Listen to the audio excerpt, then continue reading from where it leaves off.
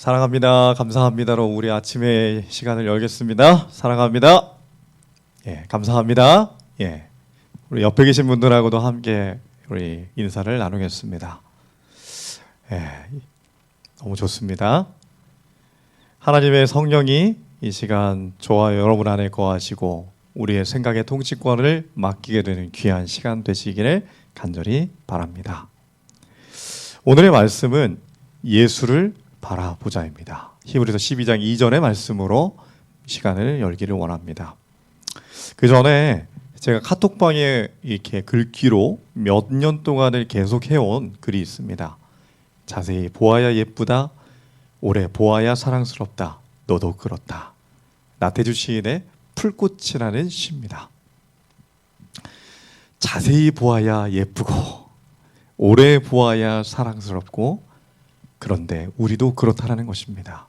하나님이 우리를 자세히 보고 계시고 또 우리가 하나님을 자세히 보면 볼수록 그분의 사랑을 느낄 수 있다는 것이에요. 예수님을 알면 알수록 사랑스러운 분이시라는 것을 저는 믿습니다. 요즘에 이제 서리가 내리고 겨울이 다가옵니다. 그런데 자세히 보면 여러 가지들이 우리에게 기쁨을 줍니다. 여기 풀꽃도 이 서리가 내린 하나하나의 알갱이가 마치 크리스탈처럼 반짝일 때가 있죠. 그것들이 마치 하나님께서 만들어 놓은 조각품 같은 생각이 듭니다. 그 하나하나의 알갱이가 우리에게 또 기쁨을 주죠. 그래서 자세히 볼 필요가 있는 것입니다.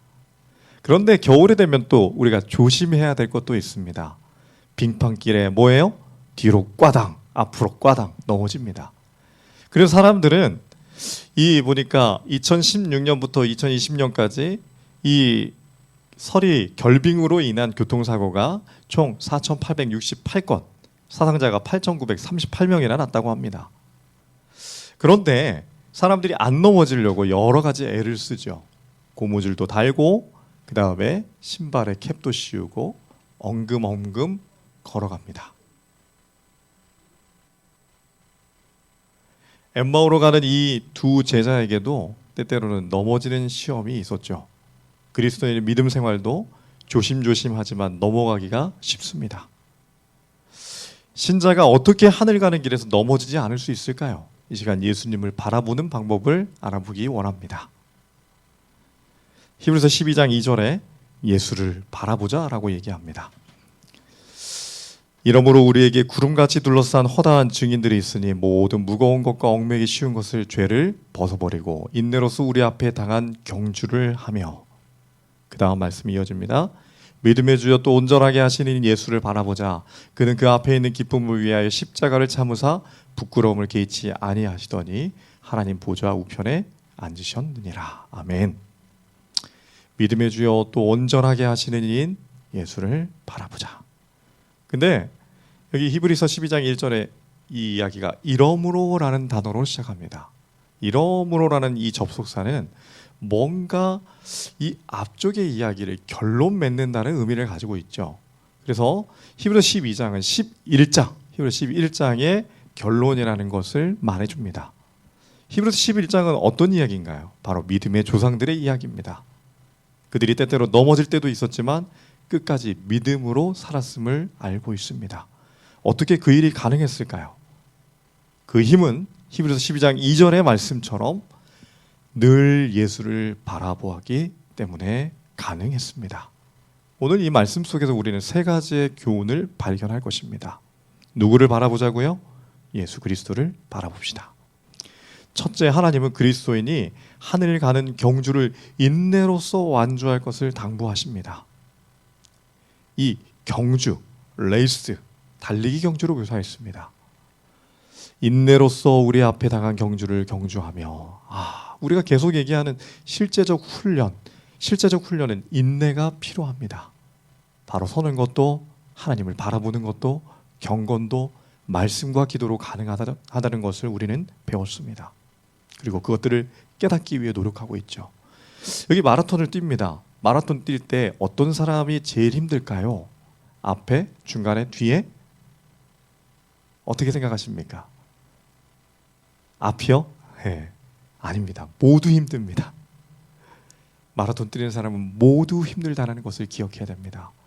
안 힘든 사람이 한 명도 없다는 것이죠. 요즘 시대를 4S 세대, 4S 제너레이션이라고 얘기합니다. 한 신문 칼럼에서 얘기한 이야기인데요. 첫 번째 S는 스크린입니다. 매월 1000만 명 이상의 사람들이 영화관을 찾는답니다. 스크린. 영상 세대죠. 우리도 지금 영상으로 이렇게 보고 있는 것입니다. 두 번째는 스피드입니다. 사람들은 빠른 걸 원합니다. 한국 사람들이 제일 외국인들에게 많이 하는 단어 빨리빨리. 세 번째는 섹스입니다. 요즘은 갈수록 성이 더 상품화되고 있고 그 다음에 성의 이 경계가 무너지는 시기에 살고 있어요. 네 번째가 스포츠입니다. 주말과 휴일에 스포츠 경기장을 사람들로 불썩입니다. 우리가 또 월드컵 때문에 지금 아주 열광하고 있는 시기이기도 합니다. 자극적이고 빠른 것을 원합니다. 그래서 사람들은 합리적인 것들로 세상을 바꿔나갑니다. 보면은 즐길 수 없다면 피해라. 이건 원래 피할 수 없다면 즐기라잖아요. 즐길 수 없다면 피해라. 젊은 사람들이 이렇게 생각합니다. 그 다음에 고생 끝에 낙이 온다가 아니라 고생 끝에 골병이 온다고 얘기합니다. 세 번째, 가는 말이 고와야 오는 말이 곱다. 이게 바뀌어서 가는 말이 고우면 사람을 뭐한다? 얕본다. 네 번째, 오늘 할 수 있는 일을 내일로 미루지 말자를 내일 할 수 있는 일을 오늘 할 필요 없다로 바꿔서 살아갑니다. 참 재밌는 세상이죠.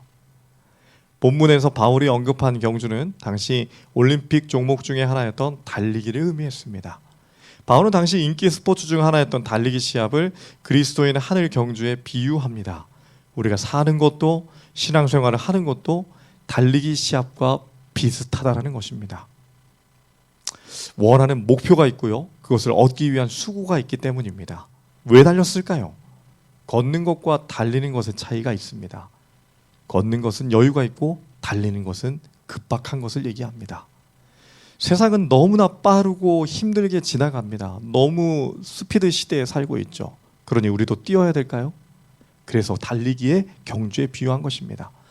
여기 사자와 사슴이 있습니다. 여러분들 사자인가요? 사슴인가요? 아프리카에서 매일 아침 사슴이 눈을 뜹니다. 사슴은 가장 빠른 사자보다 더 빨라야 한다는 것을 머리에 새깁니다. 그렇지 않으면 잡혀 죽게 됩니다. 아프리카에서 매일 아침 사자가 눈을 뜹니다. 사자는 가장 느린 사슴보다 더 빨라야 한다는 것을 머리에 새깁니다. 그렇지 않으면 굶어 죽게 됩니다. 당신이 사슴이든 사자든 중요하지 않습니다. 해가 떠오를 때 당신은 빨리 달려야 됩니다. 우리는 달리는 시대에 살고 있습니다. 학생들은 학교로 달려가고 어른들은 직장으로 달려가고 각자의 경쟁의 대상이 있는 전쟁터로 발걸음을 옮긴다는 것입니다. 우리가 생각해 봅시다. 운동회의 마지막은 어떤 종목이었죠? 달리기, 이어달리기죠. 각 학년 대표들이 나와서 열심히 뛰고 천군 이겨라, 백군 이겨라 합니다. 열심히 응원합니다. 왜요? 1등 해야 되기 때문이죠. 절대평가예요? 상대평가예요? 절대평가가 아니라 상대 비교해서 1등을 결정하는 것이죠. 계주를 하는데 1등이 너무 잘 달려서 2, 3등이 뒤쳐져 있으면 가끔은 2, 3등이 다 포기해버리는 경우도 있습니다. 신앙생활도 똑같아요. 힘들 때가 있습니다. 비교하면 뒤쳐져 있는 것 같고 마음이 아파오죠. 오히려 주변에 예수 안 믿는 자들을 보면 그렇게 잘 되는 것 같은데 신앙을 포기하고 싶은 마음이 들 때가 많습니다. 그런데 그때 포기하지 말아야 합니다. 왜냐하면 하늘 가는 경주는 1등을 해야 하는 것이 아니라 끝까지 완주하면 상급이 있기 때문입니다. 아멘. 여기 구구단을 외우는 어린이가 아니요. 구구단이 아니라 1부터 10까지 세는데 어려움을 당하는 장면이 있습니다. 이 아이가 엄청난 어려움에 봉착했습니다. 내가 잘 수도 없고 공부해야 되나? 내가 잘 수도 없고 공부만 해야 되나?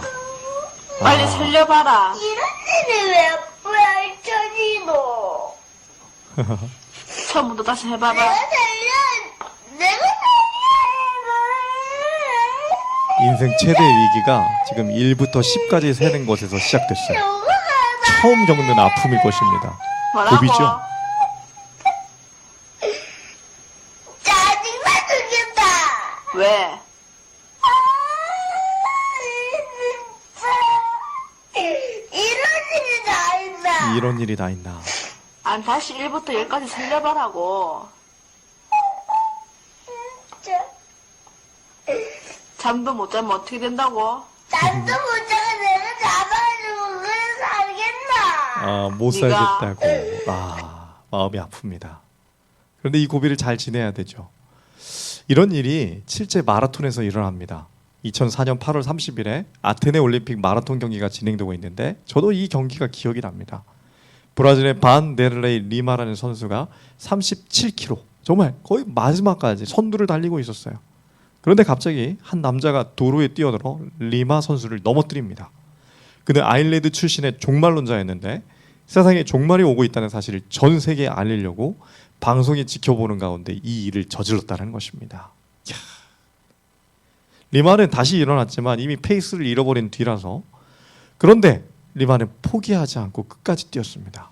그리고 마침내 이 스타디움의 세 번째 선수로 들어오게 됩니다. 그런데 금메달 선수보다 더 멋진 장면이 그때 연출됩니다. 모든 관객이 일어나 리마에게 기립박수를 보낸 것입니다. 끝까지 달리는 자가 승리하는 것입니다. 히브리서 12장 1절은 이러므로 우리에게 구름같이 둘러싼 허다한 증인들이 있으니 모든 무거운 것과 얽매기 쉬운 죄를 벗어버리고. 뭘 벗으라고요? 허다한 두 증인들이 있고 얽매기 쉬운 죄를 뭐 하라고요? 벗어버리라 얘기합니다. 둘째, 하나님은 그리스도인이 무거운 것과 얽매기 쉬운 죄를 벗어버리라고 당부하십니다. 뉴스타트의 공식은 예전의 나의 삶을 버리는 것에서부터 시작합니다.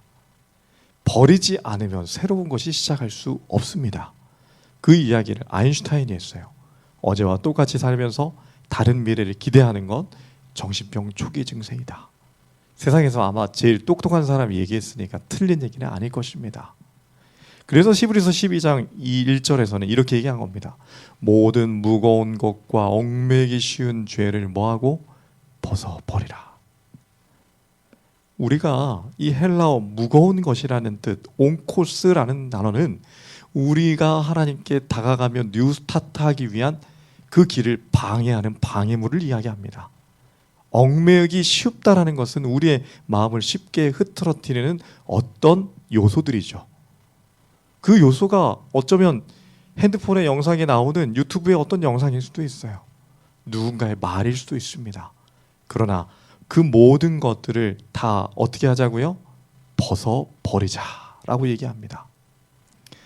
선수들은 육상 선수를 경기를 할 때 입은 유니폼을 최대한 가벼운 걸 입으려고 애를 쓰고 그 선수의 국가들도 그것들을 위해 전폭적인 지지를 합니다.